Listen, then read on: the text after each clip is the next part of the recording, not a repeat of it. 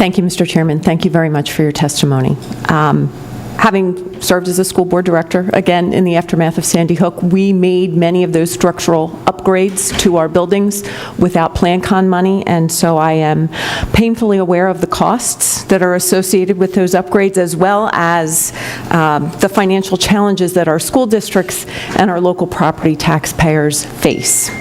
Many mandates pull money directly out of the classroom into efforts that don't improve the educational quality of our children, nor the safety of our children, our staff, and our communities.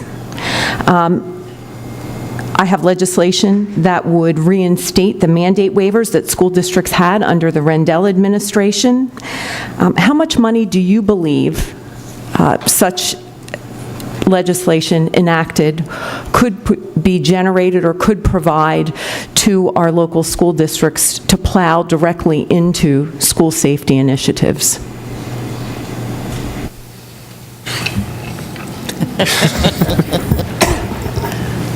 We would have to do some research on that for you and get back to you, but certainly any type of mandate relief that would free up dollars for school safety would be much appreciated. And if that legislation was put into effect, I'm sure most districts would take a hard look at it and ask for those waivers so they could reallocate those dollars. As a follow-up, I would appreciate that information being sent back to us, to the chairman and education committee staff. There are certain things that I know right off the top of my head would save us a tremendous amount of money. Some of them are controversial, some of them are not. But your input and your perspective on what mandates we could waive and the potential savings to those mandate waivers would be very much appreciated, because we are facing significant financial challenges, both here at the state level and back home in your local school districts, and we want to be able to give you the resources and the tools that you need to keep our children, our staff, and our community safe, and that's a conversation that we're going to have. Your input would be essential. Thank you. Representative. Thank you all. I really appreciate you being here today. Mr. Zelinskis? That's it. Yes. I'm not good with last names. Representative Fee had a question. How long has Ohio had armed teachers in that state?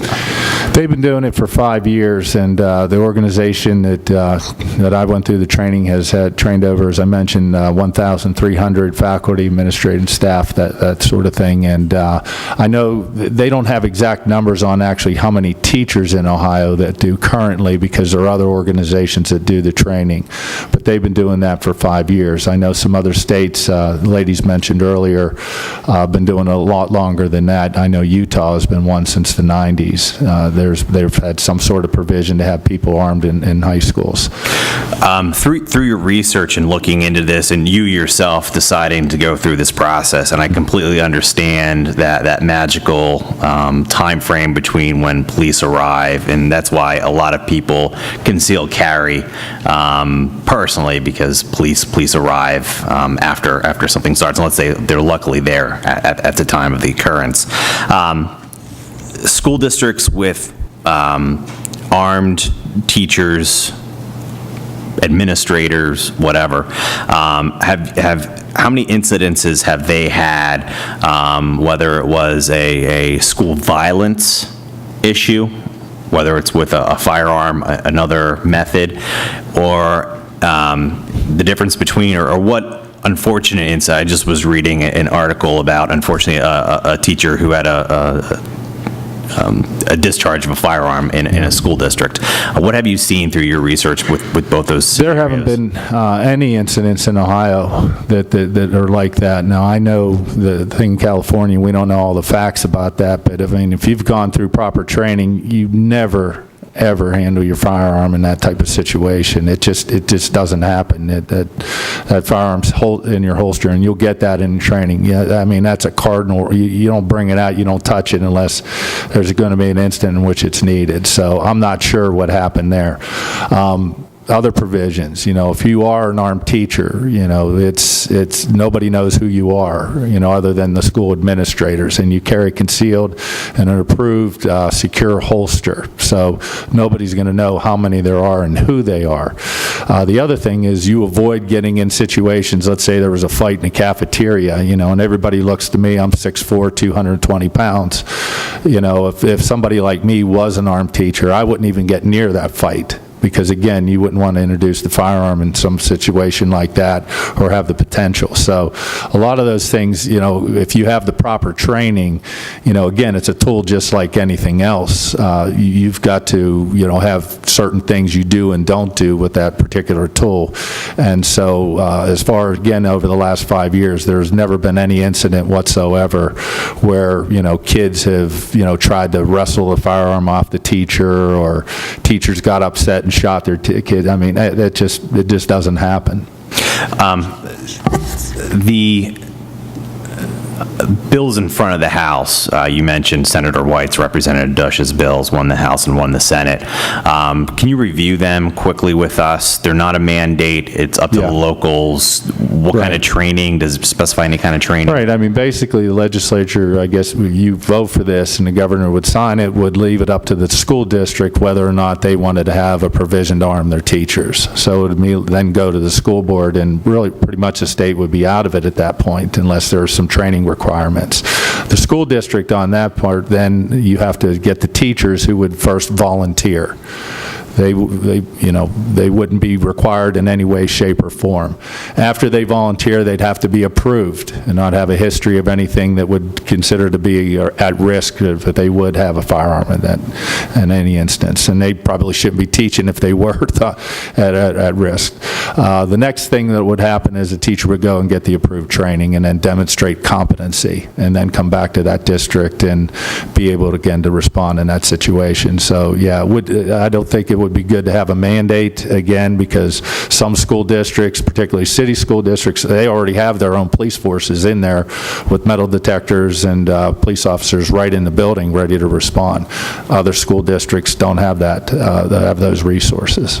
I know one concern from law enforcement, talking with one of my chiefs, is upon police entering a building, and it's been mentioned multiple times, their one sole job is to put down the intruder. State police, I was had an active shooter presentation at one of my senior centers. I was there, and they basically said, don't expect us when we're coming in if you're shot on the floor to help you. You're on your own. So, they recommend triage, getting up to date on emergency procedures and those kind of things.